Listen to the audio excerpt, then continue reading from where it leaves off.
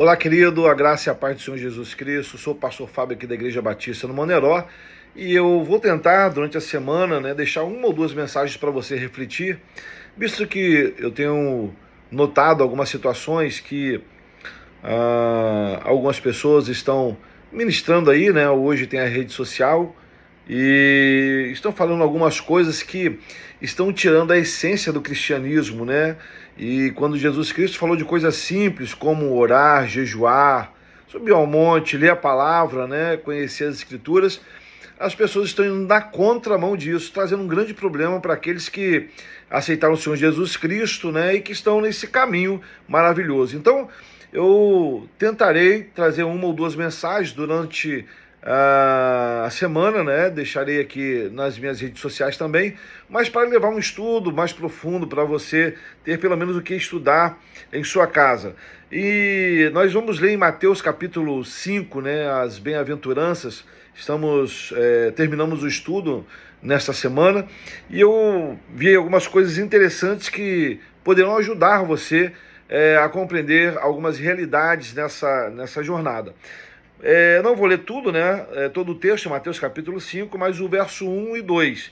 Diz assim: vendo Jesus as multidões, subiu ao monte e, como se assentasse, aproximaram-se os discípulos e ele passou a ensiná-los, dizendo. E aí ele vem falando, né, sobre o que é necessário na vida daqueles que buscam, são discípulos do Senhor Jesus. Eu quero falar nas bem-aventuranças alguns pilares que são necessários para a nossa vida nesse mundo de informações e desinformações bíblicas e aí que dizem que são cristãs, né?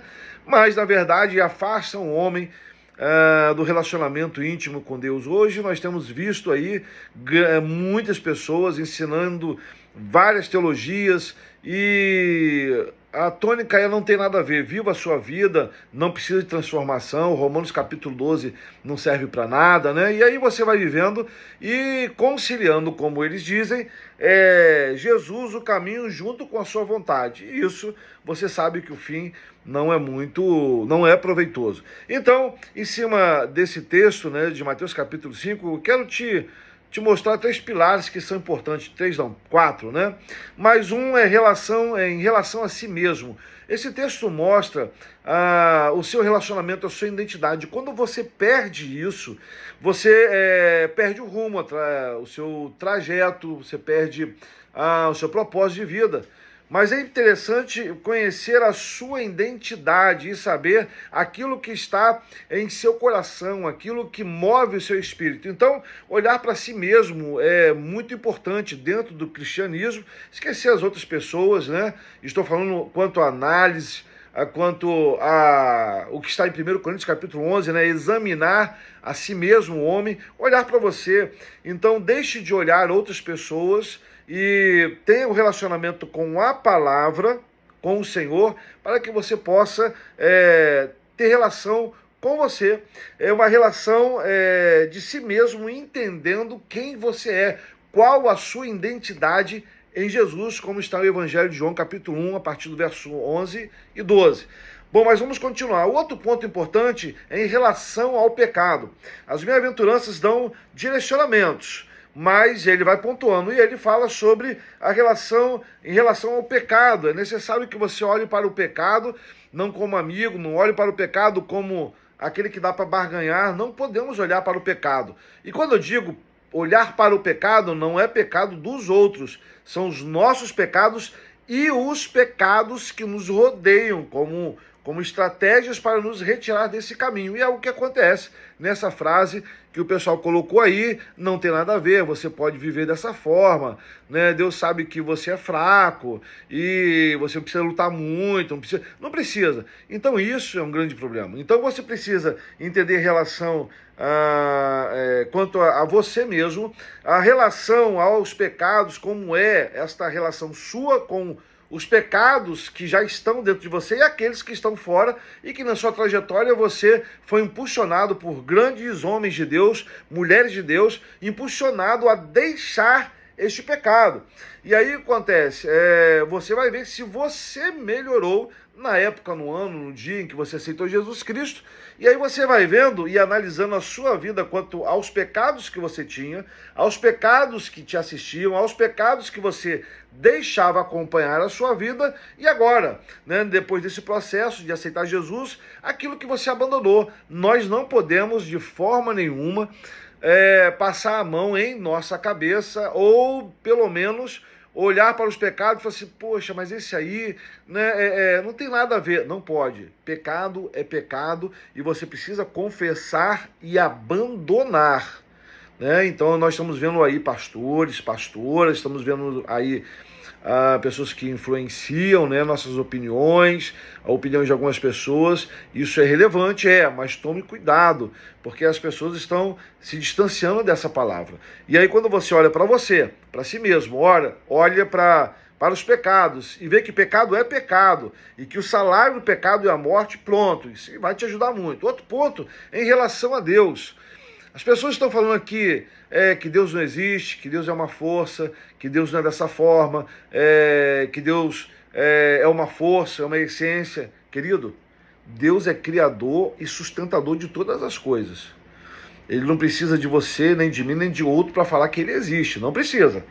Agora, nós precisamos dele, e o cristianismo que está sendo aí colocado consegue sobreviver sem a presença de Deus, sem relacionamento com o Pai, sem busca, sem dependência dele, e não é dessa forma. Então é necessário que você olhe para esse ponto, além de olhar para você, além de olhar para o pecado, analisar que ele está rodeando e tomando outras formas, e uma forma gostosa, atraente, eles também estão trabalhando essa questão de Deus, nosso relacionamento. Então estão apartando, retirando, né, Deus como criador, sustentador, como aquele que devemos adorar. Tome cuidado com isso. E por último, né, em relação ao mundo. Você vai ver nas bem-aventuranças em relação ao mundo. O mundo é um lugar legal, maneiro, show.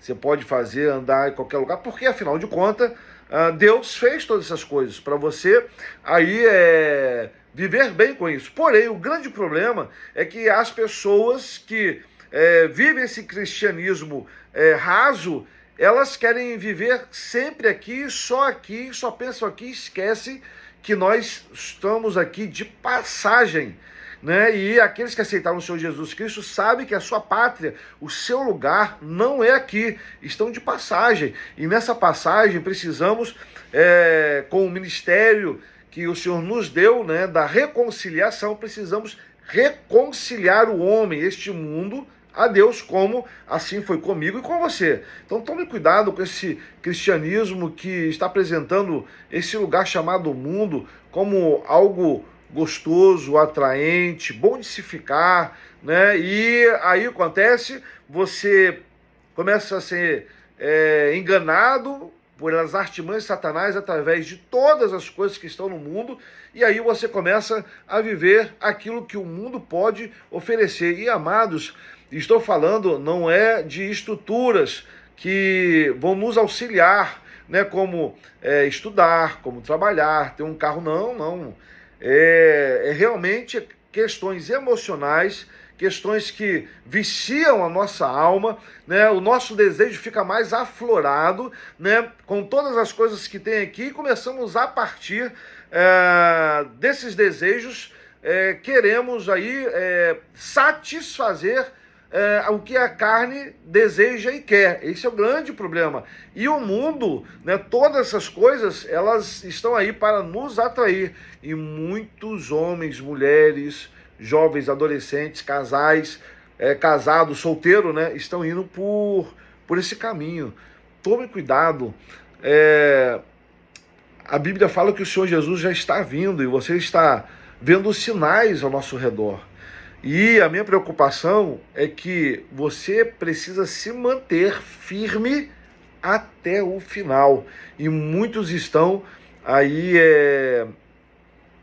largando essa presença, largando esse relacionamento, largando essa palavra, né? As pessoas estão falando aí que não precisa mais santificação, nada de jejum, isso já era da época, era do Velho Testamento, e aí as pessoas estão vivendo da forma que elas querem, não é culpa de Deus, nem orientação de Deus. E Jesus Cristo falou assim, olha, vocês precisam se preparar, porque o Espírito está pronto, mas a carne é fraca, e o grande problema é esse. Então, eu gostaria de deixar essa palavra com você. Semana que vem, possivelmente, vou deixar outra mensagem aí. Você vai curtindo em nossas redes sociais. Tem a Igreja Batista no Moneró, né, que tem várias programações, eventos e ferramentas que podem te auxiliar nesse crescimento. A nossa preocupação é tão grande que agora nós temos uma escola ministerial online, né? A Escola Bíblica Dominical, né, para ficar mais fácil. E nós estamos disponibilizando para pessoas que não têm condições de congregar em uma igreja. Não estou falando de grandes centros e metrópoles, estou falando de pessoas que estão distantes e para que elas possam se locomover e chegar a uma igreja demanda muito esforço, né? E nós conhecemos aí no Brasil essas dificuldades, bem como outras pessoas, né, que têm a sua saúde debilitada. Então a nossa preocupação é essa, que chegue essa boa palavra que transformou minha vida, tem transformado minha vida de tantas outras pessoas aqui na Igreja Batista no Moneró, mas também de outras pessoas, é claro. Só que precisamos ficar atentos para essas informações, né, se vão nos ajudar ou não, para que a gente não se encontre aí distante dos caminhos do Senhor. E o que eu posso falar com você é, leia a Bíblia, ore muito, separe momentos de oração, faça jejum, é bíblico, faça jejum, faça votos ao Senhor. Mas pastor, filho, faça isso para se aproximar de Deus, para que a carne venha a ser mortificada e para que você possa ter mais experiências com o Espírito Santo de Deus. Esse evangelho, esse cristianismo que estão ensinando que você não precisa ter responsabilidade com o seu corpo, com sua mente, não precisa ter responsabilidade de manter firme e entrar no processo de santificação, é enganoso. Então, que você seja abençoado por essa palavra, que você estude essa palavra e que você seja igual ao povo de Bereia, né? Aquilo que você ouve, vai para dentro da palavra de Deus para ver se está batendo. Que Deus abençoe você poderosamente, hoje e para todo sempre. Amém.